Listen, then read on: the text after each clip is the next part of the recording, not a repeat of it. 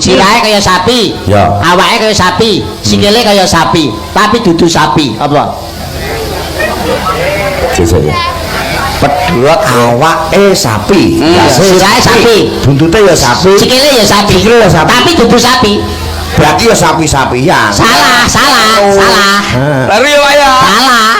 Apa dhisik lho iso ngrungokne aku lho. Bisa ora kowe. Ya jelas. Lho iku jawabanku segen aku kuwi kok jajal Ora dicek salah. Apa, Pak? Gambar sapi. Sinau ning dina ki kenek kanggo ngonceki wong urip. Contone sinau ning dina. Senen. Wong aja bosen karo unen-unen. Ngrungokno pitutur luhur mawi doh kasanah kanggo siraman rohani. Wah, Senen. Selasa. Sela-selane uripmu gunakno kanggo sedekah. Wong sedekah ora lokak malah kebak, ora wutah malah wutuh, ora roboh saya bakoh. Wah, rebo Dik. Rebo kerep sinau ben ora bodho. Wong nek gelem sinau mesti ora bodho. Terus kemis. Kemis luwih becik mingkem timbang kowe omong lamis. Wong wedok-wedok lho biasa. Cerewet-cerewet iki. Iki aku ora tau wong wedok-wedok lho sing kudungan klemis-klemis.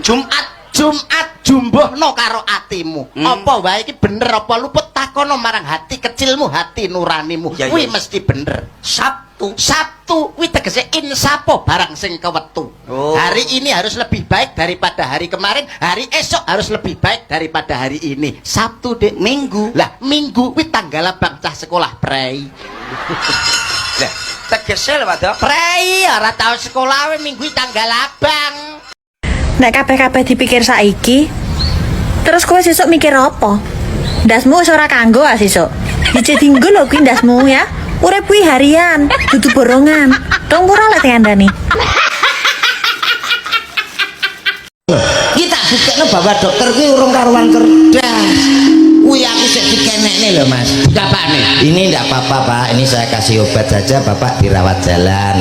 Lah nyampo kok gak dipadakno karo pasien liyane. Pasien liyane dirawat penak, lah aku kok dirawat nang dalan. Lah engko yo nek renek truk. Nek kendaraan aku ora bongko. Ya maksudnya dirawat jalan nih maksudnya nek ngrawat karo mlaku ngono lho. Lah apa ya iso? Wong masang infus saya karo lungguh ora angel. Kok karo mlaku lho piye nek ngrawat? Maksudnya rawat jalan nih kowe ora nginep. Lah nek nginep ki nggone keluargaku to. Oh dokter aku ya ora kenal belas kok nginep nyapa. Iki to Mas Angkon iki. Kowe iki lho gak oleh nginep ngono lho maksudnya. Dokter yang ngeyel ngene iki. Yo mecicil ngene iki. Oh suwe-suwe tak ido nih. Lah dokter terakhir yang ngono tak ido. Setahun sepisan, uripone sepisan. Sebulan